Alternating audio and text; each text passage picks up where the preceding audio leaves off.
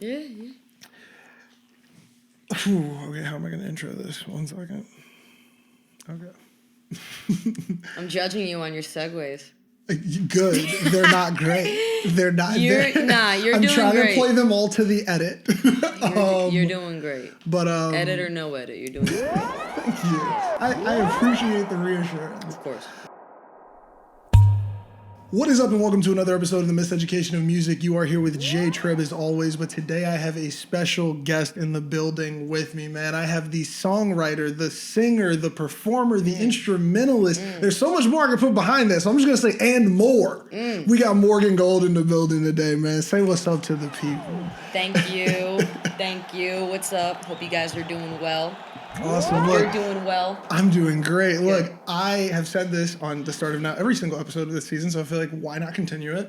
This season is about who's in my headphones. Everybody who I've been reaching out to are people that I am actively putting in my playlist. So it's like, if I put you in my playlist, I want to see if I can get you to come here and talk about this music. And I want to let you know that when I saw you at the Dende show, because I've been a fan for a while, I've been popping in the lives for a little minute, but when I saw you at the Dende show, you opened up for Dende, you and I believe KO was the other opener.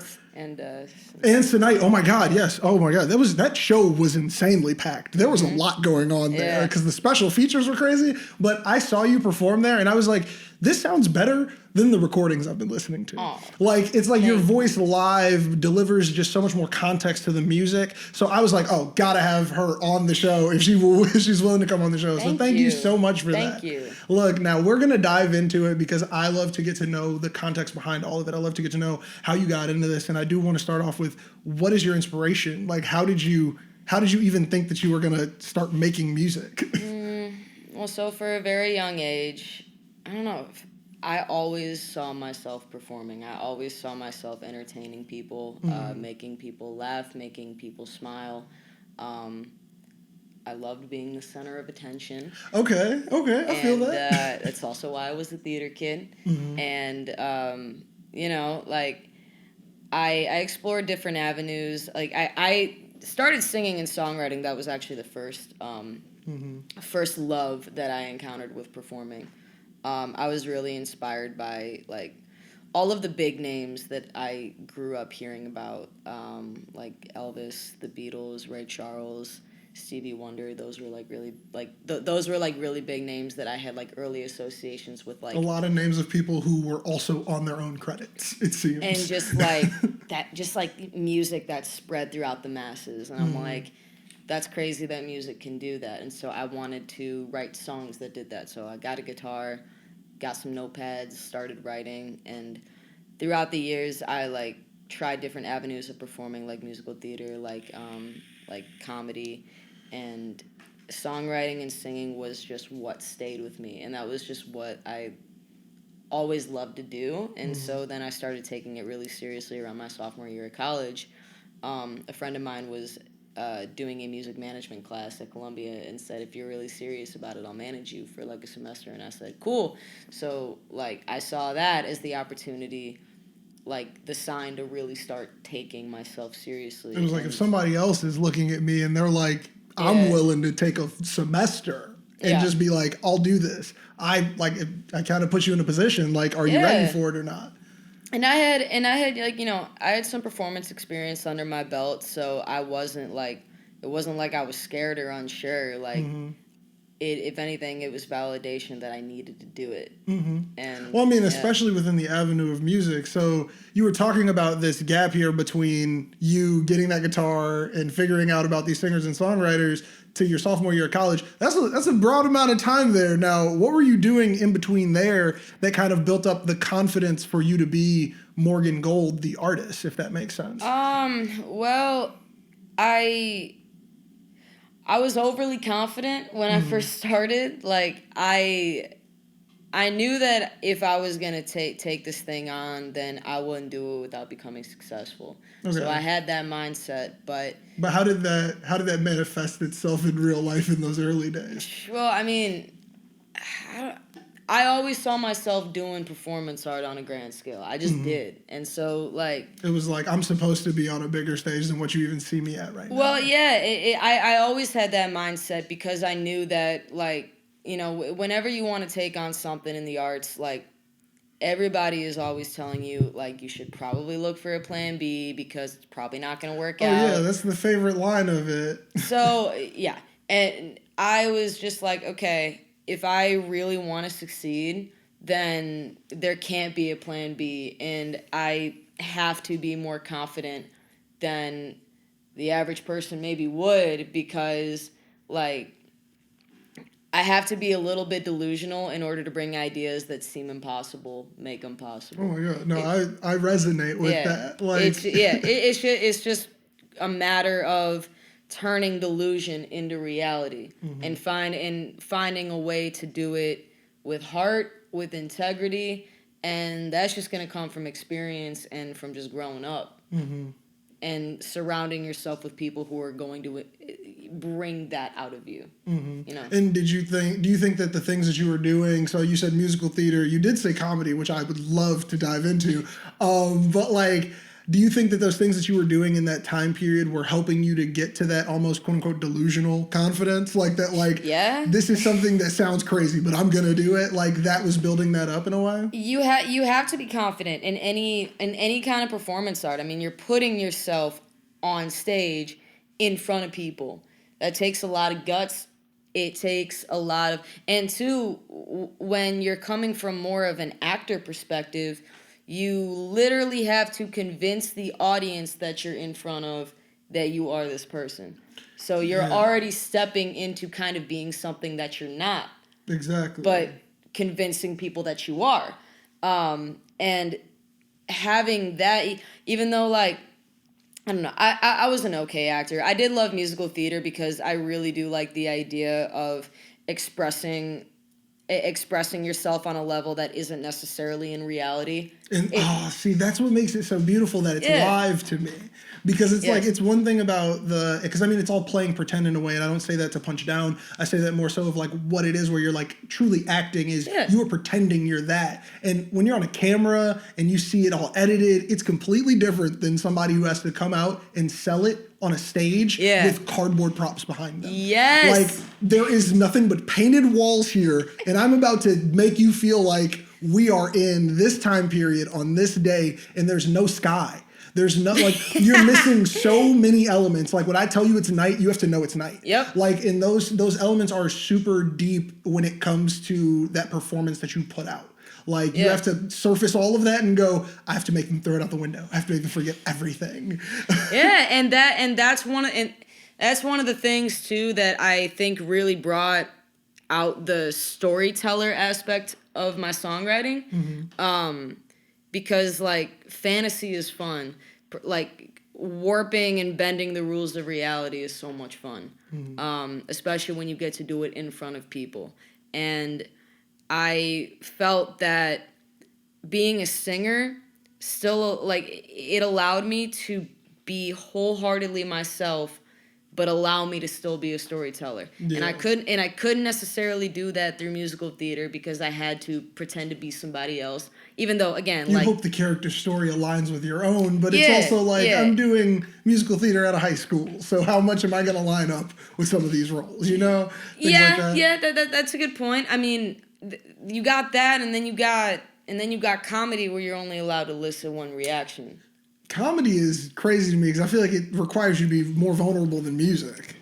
Like, you have to look somebody dead in the face and they're going to tell you right then. It's not like music where it's like, oh, if somebody's going to swipe across on this song, they'll do it when I don't see them. Super impersonal. If they don't laugh, I have to look them in their face. Like, oh my God, that's so brave. Yes, it's very brave, and I respect the art so much. It just wasn't for me. And I'm grateful, though, that even through all of those avenues, I still kept up songwriting, I still kept up singing, and I still got to incorporate it in my art. It was just the art that stuck with me as I grew older. And also, too, having gone through all of those different performance avenues, that is part of what built up my confidence, is that I knew how to work my audience in different ways. And being a singer also gives you the freedom to present the art in two different contexts. You fabricate it and make it in your safest of spaces, and then you're vulnerable as shit with it, and then release it to the world, and then you perform it in front of people. And I feel like that performance has a different level of vulnerability too. Yes. Yeah. Because I mean, that's something I'm noticing now, just communicating with a lot of artists who write from deeper places. It's like, do you think about the moment of performing it when you're writing some of the things that are more personal? Like if you sit down and you go like, that bar is specifically about this thing that happened in my life, and I'm gonna have to sing that one day. Like, does that cross your mind when you're writing it? I don't usually think about the live performance aspect of it so much as like, anytime I'm writing, it's just the story's got to make sense. The story's got to feel real to me. But whatever I write, the audience is gonna hear, and they're gonna have to fucking deal with it. It's like you're gonna hear my life. Yeah, no, I mean, I've like there's a couple of songs on the next album that are gonna be very vulnerable for me to perform because they're literally about like I'm talking about shit about like dying early and things like that. And what's tough about that is that like I could go on stage and sing something like that, and like for example, like my parents could hear it and they'll be like, "Holy shit!" Like, that's how you were feeling? Yeah, like is our daughter okay? And it's like, yeah, I'm fine, but like, there's a lot of depth and there's a lot of emotion that I like to put in my music, because if I am feeling a certain way one day, I'd rather be as honest about it as possible in a song. So then that way I don't feel like I'm having to write happy music for the sake of putting out a happy image. I don't give a fuck what people think. I don't give a fuck what people think of my image as long as I'm putting out an image that's honest and that's, I do my best to be a good influence. That's what I want my music to do, is I want my music to have a good and honest influence on humanity. That's all I care about. I do write songs though, and sometimes it'll be like I'll be like singing like a crazy ass song in the studio, and then it's done and it sounds good, and I'll be like, oh shit, I gotta do that live every time. But it's like, how do I do that note again? That's singers, I'm like, whoa, you didn't have to just create that magic once. You got to go out there and show us that note. Yeah, but that's what pushes me to be a better singer. Like, I want to make music that's going to push me to be better. Definitely. Because if it's not, and I'm not, if once I get comfortable, then I'm not, I'm stagnant. You know what I mean? I don't want to be stagnant. I want to be constantly learning. I want to be constantly getting better. I want to be constantly evolving. Okay, yeah. That's awesome. Look, I stand by that. Now, I want to kind of harp on constantly evolving. So your writing process, that aspect of it, you've been writing for a very long time. I mean, some other interviews you said that you've been writing for since you were 10? Yeah. So over a decade in the game. How is your writing process now versus that time period in which you started taking yourself more seriously? I believe you said it was sophomore year of college time period. What was the writing process then? And then I kind of want to know, how does that contrast to, you writing now? Because, I mean, even listening to your music, I can hear that what you're writing from now is just, these are bars. These are, inside, you're digging up, just hearing the way that you make relations to things, or the way that your songs are hitting just with the beats. Routine is one of my favorites. I saw you perform it live, and I'm just this is a song where I'm it has so much emotion. There's something behind it. There's a story here. There's something going on. Now, I know that that's not something you were probably doing right from the jump, being able to put that cohesion together. What's the difference here between those two stages of writing? I'll tell you one thing that hasn't changed. Okay, the staple. I have always just, I prefer, for example, to write to no music. Whoa, that's interesting. I don't like writing to music. Do you try to fit it to something, or do you then try to have the beat made around what you're saying? It depends. Sometimes, because when I first started, when I was 10, I wrote a lot of my songs on guitar. Oh, so it was just you. Yeah, I would play the chords and then I'd write them down, and I have perfect pitch, so I can hear I was gonna ask you that. That's on my list. Yeah. Because when I was at the show, I was like, she has to have perfect pitch. Yeah. There's no way that you can go from talking to singing in 0.2 seconds without having perfect pitch. Okay, cool. I do, yeah. Keep going. And I had perfect pitch due for two reasons. One, because I could just I can just like see the letters and then hum it. Like if it's G, it's if it's A, it's like. And my guitar teacher was like, "How can you do that?" And I'm like, I just remembered it. Well, I don't know. I thought like it's just like that's 2 + 2 = 4 to me. And then and then in choir, like I would just be able to kind of like match note to letter like pretty easy, and so that like made things, and that made writing easy because I was just like, okay, if I want to write a song in the key of D minor, and I was so about to say, you can just write it without the music. I you know really what don't need it. I know what I know when I'm writing out the words, I have an idea of the notes I want to hit. I have a very good idea of the melody, but I will say like something that has changed is that I've become a lot more structured. I have a lot better understanding of like how to segue between a pre-hook and a hook. Or I have an idea now of how to make my verses like a little less wordy, like taking out a simple I, or taking out a simple like 3-letter word, like could just simplify and make the verse just meatier, but you're adding like it's less words. You know what I mean? Yeah, it's less words, but you pack that same punch, if not even harder, because you hit it. Usually, the punch is way harder when you know the words to subtract. Yeah. So just learning how to trim fat off of lyrics is something that I've gotten really good at. But I've always preferred to write to no music. Like if like for example, like half the time when I'm working with my partner Skylar, it's either one or two situations. Either we're in the room and she's making the beat as I'm writing to it, or we'll have the beat and then I'll sit on it for a bit and then I'll just listen to it.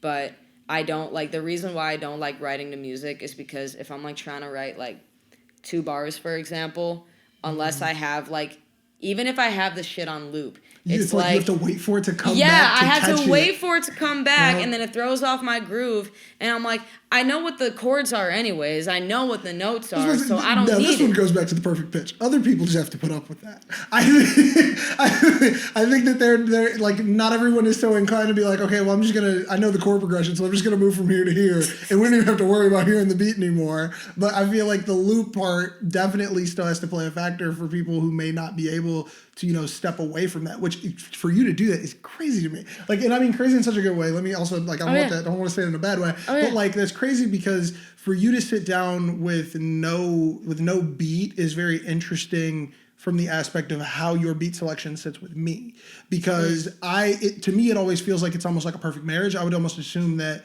these are always being made at the same time. Well, I am engaged to my producer, so that works. That works too. Yeah, 100%. That must bring some cohesion. Yeah, but, it's pretty great. It sounds like they're just made in tandem. Like when I'm listening to certain people's music, sometimes I'm like, oh, I could tell you wrote that without this beat here, and that's like for rap. Sometimes it's easier, and then for other rappers, I'm like, oh, like this was made for you. You can hear the drops, the dips, how it plays in. And that's how I hear it in your music, where I'm like, you're playing so well to this instrument or that instrument in the back. But it's like, okay, if you wrote down all the notes you needed and handed them to a producer, oh my God, that's so awesome. I think it's just like me and Skylar, for example, we just know like the vibe that the music is going for. We have our pockets.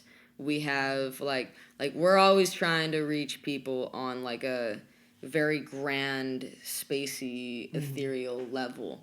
So I automatically know that like that's kind of that's what I'm reaching for. And so I'll always apply that to my writing style. But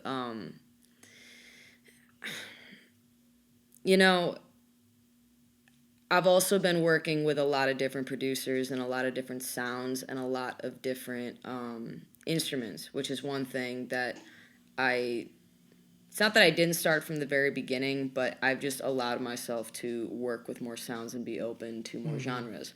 And I think that has really helped flex the muscle as well, because understanding different formats, understanding like I don't want to call them rules, but there's certain pockets and certain genres that work and some that don't. There's certain there's certain genres that can allow you to ramble on the verse a little bit, and some where you really got to tighten it up. Yeah. Well, I mean, like for example here, like the feature you have on KO's track is not going to fit the same way on this new July single you've dropped. Yeah. Like those vibes aren't going to be the same, but at the same time, I can see how you played to each one as they existed in their own space. You just got to, which is really cool. You got to adapt. You know what I mean? And I think that's what I think that's a virtue that I admire about all of my favorite artists is that like they're able to adapt. They're able to work with a lot of different sounds and still be them, but they know how to kind of fit the vibe of like whoever they're working with, because that's what a collaboration is all about. The collaboration shouldn't just sound like one artist. It should sound like the collective to make this cool new thing. Yeah. But especially coming from a songwriter's perspective, and now that I'm starting to kind of venture out and write for other people, which is something that I never wanted to do. It's not that I didn't want to do it, and it's so funny because my parents have been telling me like since I first started expressing an interest in music that songwriting was going to be like my ticket out of here. I mean, it's the thing for if you can write a good song. There are a lot of people who can't. Like, yeah. The thing is, though, is that, like, I take my songwriting so seriously, and I'm in a way that I'm very personal about my lyrics. So I always thought, like, when I first started getting asked to write for other people, I would write it, and then I'd either keep it for myself or it just wouldn't work because I'm like, this needs to be sung by me. It's mine. It's me. This song is not just words I wrote down. It's a piece of myself. Right. But what I'm starting to kind of understand is that if you can write something that, like, in a way where you're not so protective of your emotions, because in a way, like, we're all going through a lot of similar shit. Yeah, something that can be more blanketable, like something where it's like, we all go through that. You've been making music for so long now, and I assume that you might have had different monikers over time, but I just want to know, how did you get to Morgan Gold? Like, that's a very cool name. I think it's got, like, so much punch with it, but how did you get to it? It's essentially, color, element, material. Like, how'd you get to gold? I'm going to grab my ID real quick. Go for it. Yeah, we'll blur out important things. Oh, wait. It was all blurry. Do not steal my identity. We'll blur out important things. We'll blur out important things. Oh, wow. That's your legit name. Yeah. That's your real name? Yeah, it's my real name. I had no clue. Yeah. That's awesome. How do you have a stage name off jump? That's awesome. I was born Morgan Elizabeth Gold. Okay. My dad's name is Eric Gold. That's such a dope last name. I've never met anybody with the last name Gold before. Yeah. That's so dope. Yeah. So what then made you go by just your real name? Growing up a lot, I was always, like, not always, but a pretty decent amount of times, I was always just called by my full name. Just people just say it? Yeah, like, hey, it's Morgan Gold. Like, they would know me as Morgan Gold. Were there several Morgans? Or there really were not a lot of Morgans. Not people just enjoyed saying Gold. Yeah, I think... People were I'm really saying your whole name because I want to say your last name. Yeah, I think people just enjoyed saying my full name. And I wanted to, be a big star ever since I was a little kid. Gold's perfect for it. And I was just like, I've got the perfect name for it. And so you were destined for this. I think so. Yeah. It was always in the cards. Now look, Morgan Gold dropping the project called Midas is one of the coolest things I've ever seen, because I was like, the correlations here already. I love how that's built in there.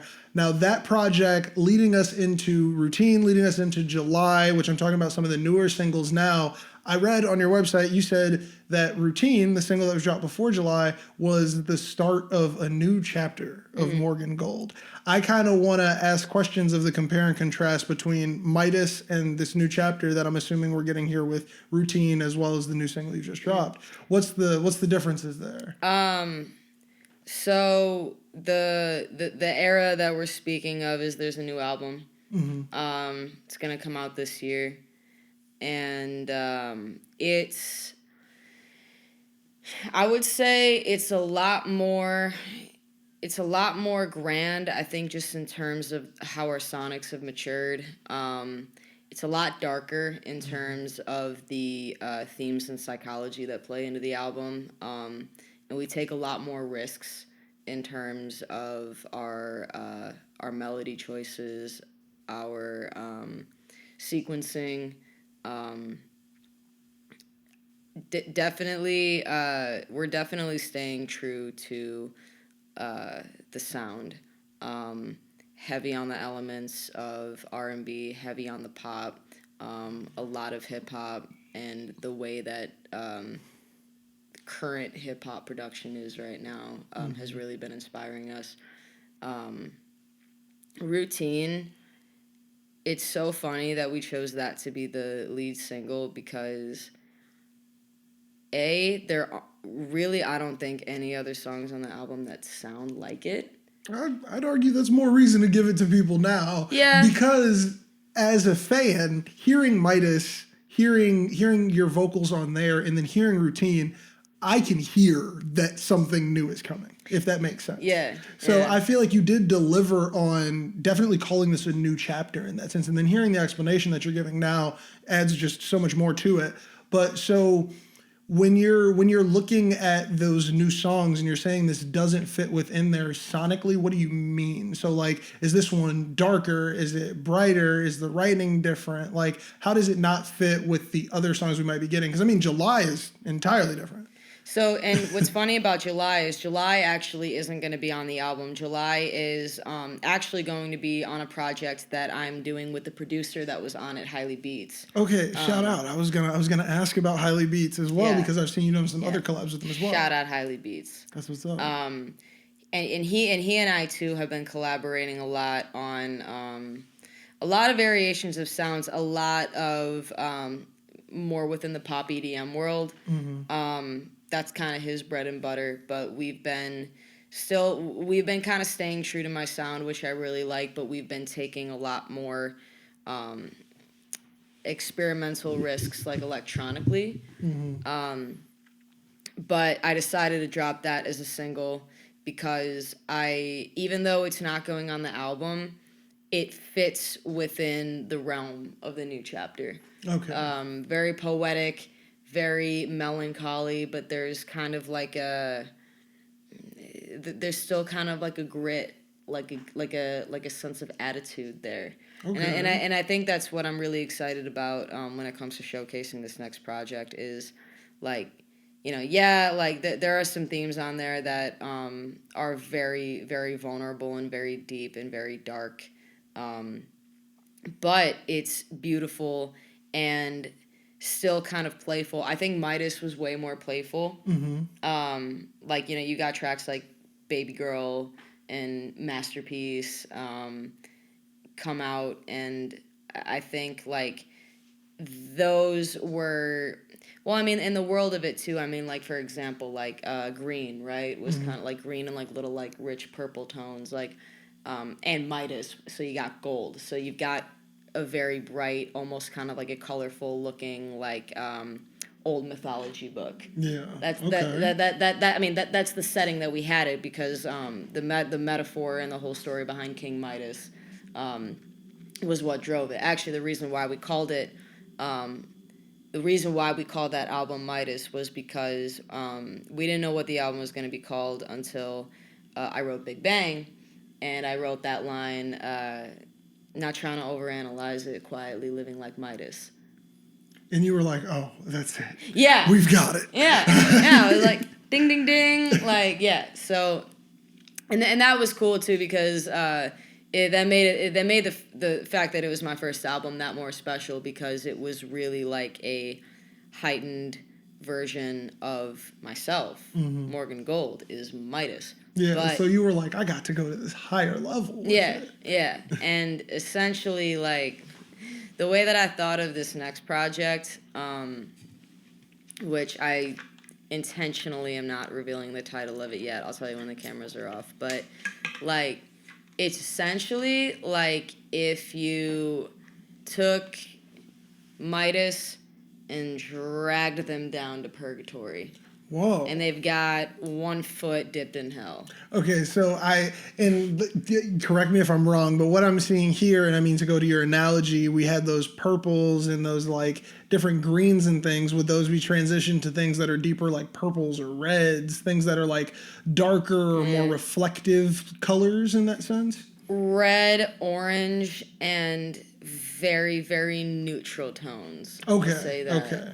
Yeah. Got it. Okay. This is awesome. Okay. I'm enjoying the way you're piecing it together because it's almost like I'm getting a preview just from what you're saying in comparison to your older works. I love this, and I love how you're marking it with the chapters. Like, what made you know it was time to turn that, or was it just the music you're hearing that you're making that made you say, oh, this is the purgatory version. We need to let everybody know. We need to make it a notable change, or what gave it away that you needed to notably turn the chapter on what Midas was and what this new thing will be?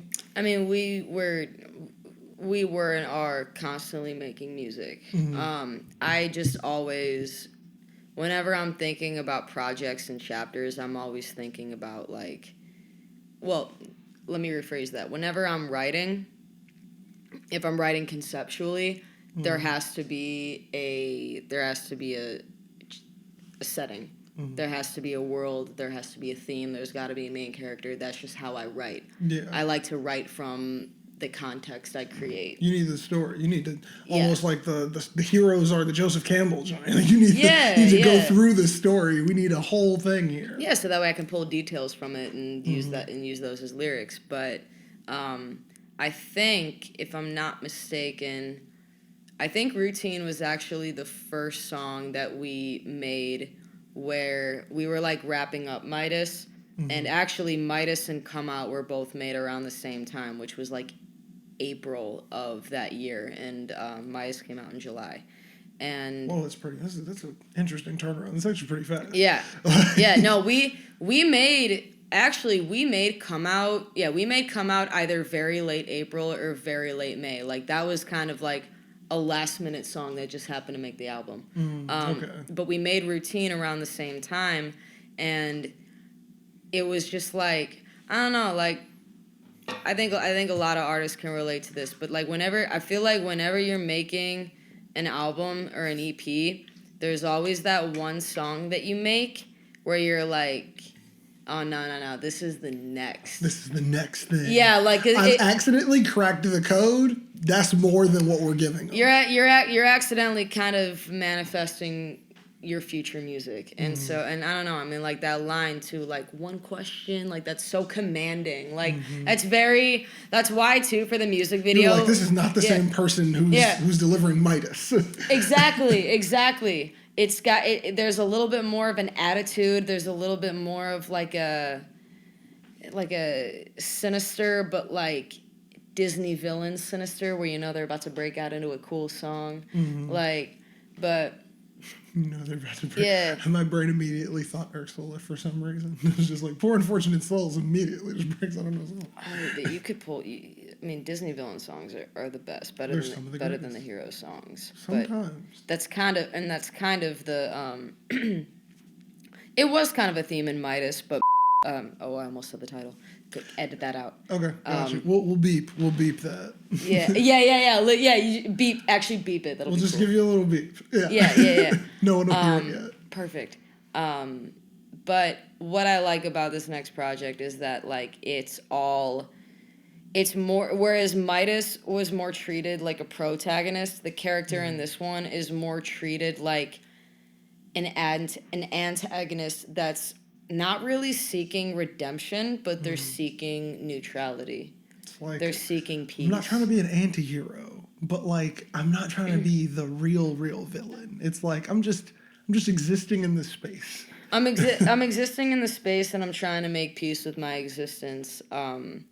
Trying to come to terms with like virtues that I'm not proud of, but in a sense, it's like I feel like I have to kill those versions of myself. Like I literally have to get rid of them. So are we just going to keep getting those in different versions of these projects in the future as of now? Yeah, you could. It depends on, because, like, I also, too, I like to connect all of because, like, the projects are a documentation of chapters of my life, right? Mm-hmm. So, in a sense, it's all one character. And so that's what I kind of like to think about when I'm writing, especially if I'm writing for a project. It's just kind of like, where is the hero now? Mm-hmm. And especially too, like, I love thinking about where the character is now. Like, whenever you listen to a new project, it's like whenever a movie's made and then there's a sequel, and then the first, like, question you have as an audience member is like, all right, what are they doing now? It's like, where do we leave them at? Where are we picking up from? Is it You need all these things. Yeah, is it 10 years later? Are they getting into some shit that they shouldn't? Is it like picking up right at the action, or are they waking up and there's, like, a new house? Like, there's a lot of things that are really cool for the audience to figure out in terms of context. And I think especially in a time right now where I think the art of context is kind of being lost in terms of really quick, rapid content. Mm-hmm. That's why I care very deeply about making sure that my music has a story to it. Mm-hmm. It's like, I want you to come back and listen to this in 10 years and not say, oh, that's of the time. Right, exactly. Yeah. But I also think it's really cool how you're doing almost concept albums with your own personal life, which is awesome, because this is like what you hear from those albums that might be like, this is actually a story set in the future of this and this and that. But it's like, no, you're using your personal lived experience in real life to do that conceptualization, and it's telling such a wonderful story. I don't know, this is something that I'm very interested in. I want to see more chapters of this. I can't wait for it. Now, I want to ask a question that I ask everybody who comes on the show, and my transition of now right there did not help this one out. No, I'm just shouting it out because I know I did it. But but the question that I ask everyone when they come on the show that I really love just to find out, because everyone has such unique answers, what do you do to keep up with your creativity? You're a person who is making these albums about their personal self that are so intricate, and the songwriting is going to be so much of you inside of the bars. The production is going to happen so much in-house with, like, people who you love and people you have relationships with. How do you make sure that when you step up to the creative plate, you're not burnt out, or you're not like, I can't do this or don't want to do this? Like, what do you do just to foster your creativity? I mean, this is what I live for. And so I'm always thinking to myself, like, it is a blessing to be able to say that I love doing this, so I shouldn't waste a second. But that doesn't mean that I have moments where I feel burnt out, or where I feel like I'm going to give my 100%. But if I'm given the space to create, I'm going to at least pour out something, because I know that, creativity within anybody is abundant if you just, like, allow yourself to be. Yeah. You could only pop out a few lines, or you could pop out a whole song. But those few lines may inspire something else from somebody else. Yeah, that may help. yeah. Okay, I see what you mean. So it's not even a recharge so much as you'll give whatever you have. And that's just what it is. I'll give whatever I have, and I've just learned, and I think this is why I've still been going for this many years and I still love it, is because I just know that I need to keep myself busy. Like, the only way that I'm going to have my career pushed forward is if I give myself something to do. That's why when I book shows, I book them months in advance. When I have an idea about a certain group of songs, I'll be like, all right, this is going to be an album that's going to come out in a year and a half. I'm always giving myself something to look forward to, because then it forces me to work on shit. Yeah, because then you're like, okay, cool, I don't have any creativity for this one, but I got this other thing that I'm cooking up for a year and a half from now. Yeah, but, like, I got this other thing that's next week, and then it's like, there's so many things on the plate. There's always something to work on, and if you have multiple different things to work on, it also too allows you to step into a different space. And, like, anything that you're passionate about, you got to change the context constantly. Even if, like, you're working on a project for a really long time, you still got to take other kind of avenues to get to that goal. Yeah. Especially when a goal is a really big central goal.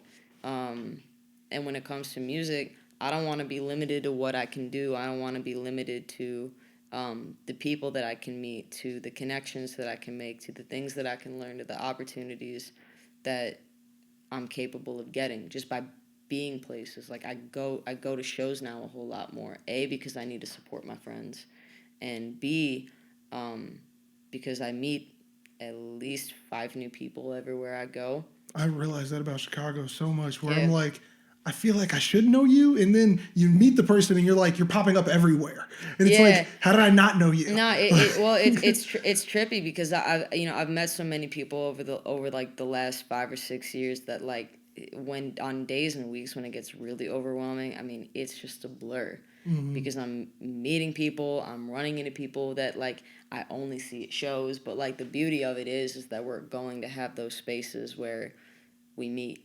We're going to have those spaces where we're guaranteed to see each other, and that's how connections are strengthened, is when we start to band together and we start to be like, oh, I want to go because I know this person's going to be there. Yeah.